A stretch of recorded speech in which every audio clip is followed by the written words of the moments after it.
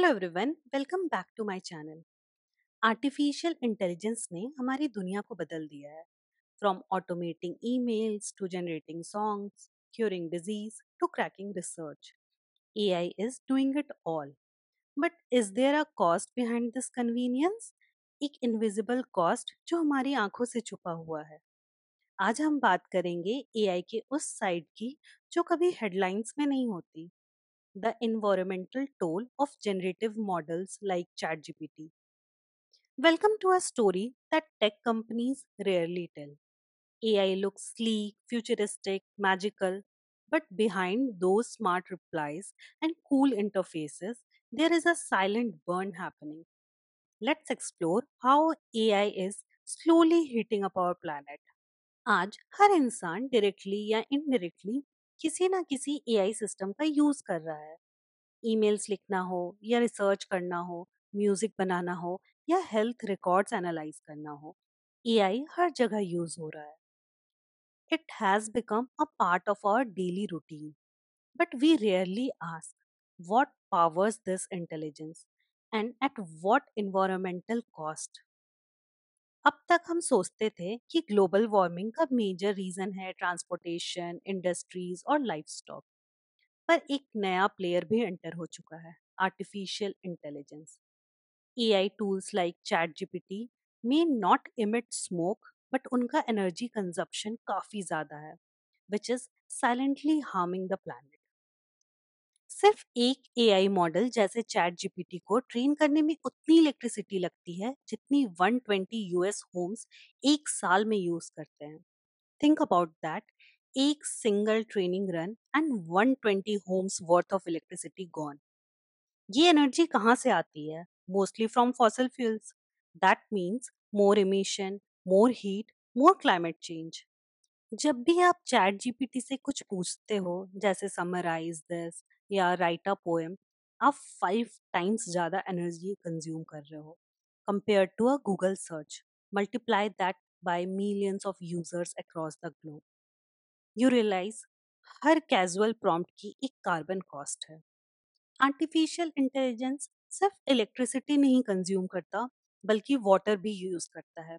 Yes, you heard it right, water. जब servers overheat होते हैं तो उन्हें कूल रखने के लिए चिल्ड वाटर सिस्टम यूज होते हैं। GPT-3 की ट्रेनिंग में लगभग 7 लाख लीटर पानी लगता है, ओलंपिक साइज स्विमिंग पूल जितना। And this is just one model. AI की पॉपुलैरिटी के साथ डेटा सेंटर्स भी तेजी से ग्रो कर रहे हैं। Each data center can have 30,000 to 50,000 servers, and they do not run on magic. Most of them are powered by fossil fuels, coal, oil, gas. हर नए डेटा सेंटर के साथ हम और करीब जा रहे हैं क्लाइमेट क्राइसिस के। अकॉर्डिंग टू एन एस्टिमेट, 2026 तक डेटा सेंटर्स वर्ल्ड की इतनी इलेक्ट्रिसिटी कंज्यूम कर लेंगे जितना पूरा जापान यूज करता है। That's 1500 terawatt hours. Imagine your casual AI conversation could soon have the carbon cost of a small nation. AI models GPUs पे रन करते हैं, ग्राफिकल प्रोसेसिंग यूनिट्स। लेकिन ये हार्डवेयर बनाना काफी एनर्जी इंटेंसिव प्रोसेस है, और इसमें लगता है रेयर अर्थ मेटल्स, जिनका माइनिंग भी काफी पॉल्यूटिंग प्रोसेस है। Behind every AI answer there is a high energy machine doing the heavy lifting.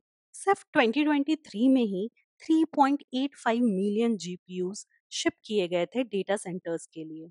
2022 में नंबर 2.67 मिलियन था, और ये सिर्फ बढ़ता ही जा रहा है।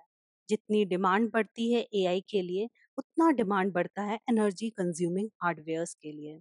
एआई मॉडल्स एवोकाडोज से भी फास्ट एक्सपायर होते हैं।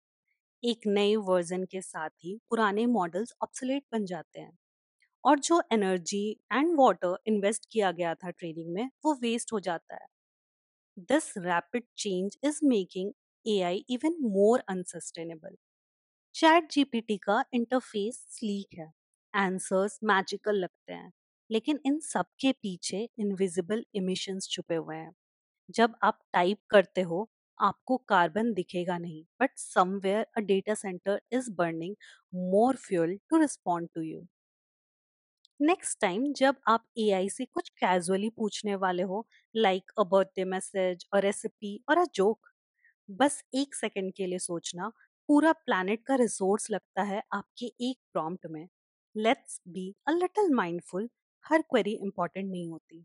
AI is writing our future, no doubt, but हर नए मॉडल, हर नई क्वेरी के साथ ये प्लैनेट थोड़ा और रोस्ट हो रहा है।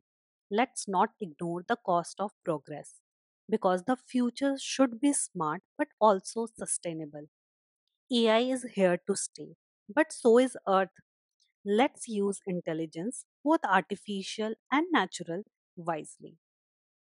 Thank you so much for watching this video. I'll see you again in another video.